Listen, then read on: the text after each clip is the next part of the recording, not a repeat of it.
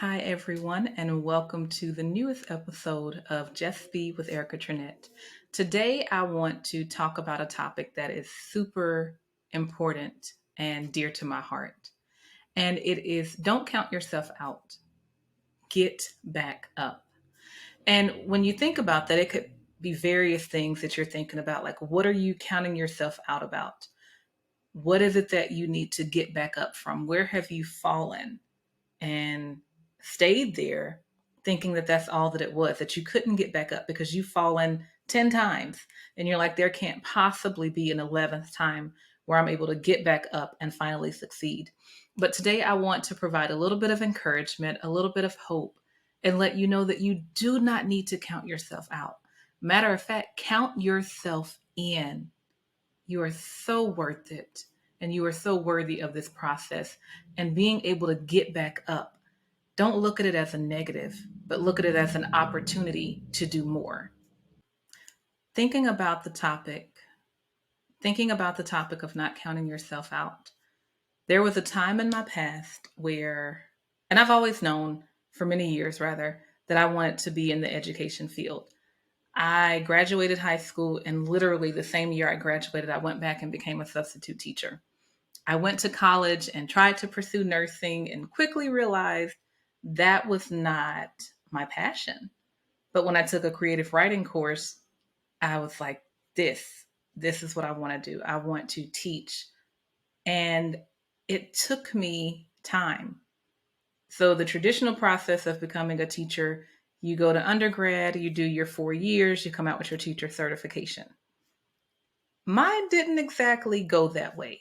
So I started in nursing, changed my degree path, and it was going great. And then I ended up finding out I was pregnant the spring semester of my junior year. Now, I could have still finished out my degree and finished, it would have taken me an extra semester, but I didn't want to take an extra semester because I had other plans in my head. Like I had plans to have my baby, to get married, to move. And that extra semester would throw me off of my path. So I changed my degree path again. So instead of English education, it was just English. Nothing wrong with an English degree. I got it. And so I went through the process, finished my degree, not having to take that extra semester, got married, moved, and then I still had that burning desire to be a teacher. However, because I had not gone through the traditional process, I still had more education required of me before I could teach and get that teacher certification. I looked at many different programs. I thought about which ones to pursue. They had alternative programs, and then they had, of course, traditional programs where I would go back and pursue a completely different degree. It was more work. And at times, I may have felt defeated. If I had just done that extra semester, I wouldn't have to go through all of this. And so, what could have been finished in a semester actually took me over a decade to complete. Now, in that time frame, I did go back to school and I did get my graduate degree in English, which worked out because I was able to teach at the college level with my master's degree. But I still had that passion and that desire to get that teacher certification and be able to teach at the high school level. And I know for some people, it's like if you were already able to teach at the college level, why would you want to go back and teach in high school? Other than to say that is something I feel like I was very passionate about and called to, I don't know. Because you would think you're teaching in college, that's enough. And it's a wonderful thing. I love my college students, and I also love the high school students that I have taught. So, teaching in college, and then we moved to Texas, and there's still this burning desire to get this certification. I find this wonderful program, and it will take me about a year, and I can teach at the high school while I'm pursuing this program. And so there were certification exams and things I had to take. That was fine. And I finally, so from 2009, when I graduated college for my undergrad, to 2020, 21 when I started this teacher certification program. I was doing other things and I was still on track in the educational arena with my career, but there was that missing piece. And there were times where I thought, forget about it, move on. I don't have to have this teacher certification. But when the opportunity came, I was so excited. And the big thing for me that really helped push me in that direction was the motivation from my husband, because he was like, honey, I believe in you.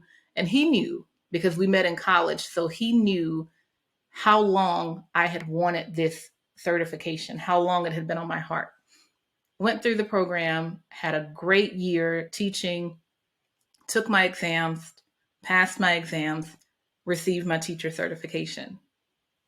And that was one of those moments where it was like, don't count yourself out. Get back up. So every time I was going to do a teacher certification program prior to that and it didn't pan out, I had to get back up. And we moved several times. Because my husband's job requires us to move, there were times where I would start, even with my graduate program in English, I would start the program, but then we move, to another state or to another country. And my process took longer. And then I, in the process had two additional babies. And so, taking time out to have that season of life where my focus has to shift, but then coming back to it. And so not counting myself out, getting back up every time, no matter how hard it was. And believe me, there were some times where it was hard. And now I have that teacher certification. And I actually have taught in the last 2 years at the high school level. And I still teach at the college level. I have an enjoyment for them both. They have different places in my heart, but I enjoy them both. And I am so thankful that I didn't count myself out. I am so thankful that I didn't give up on that dream. And I have teachers that I think back to from my high school years that really made the difference for me. And sometimes it's like, if I can be for my students the teacher that I needed when I didn't have it, or the teachers that I needed and did have. And I can think back even to elementary school where I had wonderful teachers. There was a teacher, Miss Pam, was an amazing teacher that I had. And even now, if I go back home and I see her, we reconnect, we hug, we talk. And one of the most recent times that I went home and saw her, I think it was at a basketball game. And I think we talked maybe half of the basketball game. And it's just those moments where you have those teachers that you hold on to. I had an assistant principal, Mr. Moore, to this day, and I am completely grown with a husband with 3 kids, and my oldest child is almost an adult. I still call him Mr. Moore because it seems weird to call him by his first name because he was my principal, you know. But even now, I keep in communication with him, and it is wonderful to think back and remember the people that made an impact. Maybe it was a time for you when you went through something tough. Who were those people that were there for you? Who were those people that reminded you not to count yourself out? And Mr. Moore, I have to say, he was very instrumental in my junior high years leading into high school because I had some moments, behavioral wise, where because of trauma and things that I was experiencing in my home life, it kind of spilled over into my school life.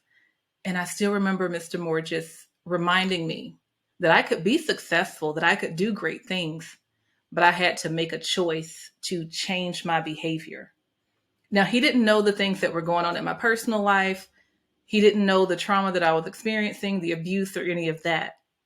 But he saw something in me. And because he saw something in me, I was able to see something in myself. I was able to hold on to the hope that he had until I had enough belief in myself to hope for myself. And so that was one of those moments. Maybe I had counted myself out and he was like, hey, I see greatness in you if you will do the work. And I did the work and I got back up and I became successful.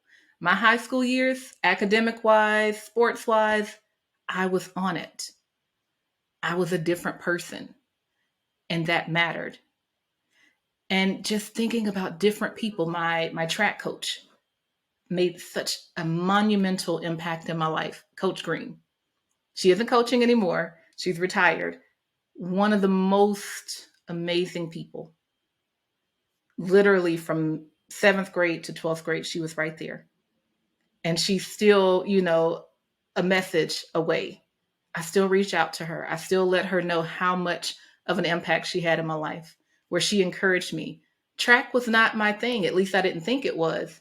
And she encouraged me to do more, to be more, to strive for more. She made me believe that I could go on to the Olympics.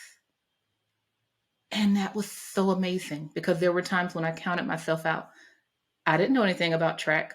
Our school at the time did not have a track field. We practiced at a park. And to think that we went from not knowing how to do certain things, but then believing and getting beyond that, counting myself out. I went on to win state titles. I went on to be considered from some colleges for scholarships and things.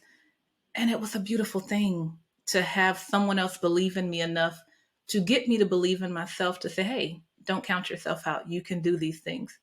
You can go to college. You can be successful. You can live a great life. You can do great things. So for you that is listening, you can do great things. Maybe you didn't go to college because you felt it wasn't for you. And that's okay, because college is not for everyone. And that is okay. But what is it that you have counted yourself out about? What area in your life needs you to get back up, needs you to hope again, needs you to believe that something great can happen? Is it in your marriage? Is it with your children? Is it with your parents? Is it with your finances, your career? Is it with your mind? Is it with the things that are coming out of your mouth, or the internal dialogue that you have about yourself? Where do you need to shift gears to get back up, to count yourself in? If it's your mind or your internal dialogue, start changing what you're saying. Think about what it is that you're saying to yourself. Would you say that out loud to someone else? Think about the mental aspect of it.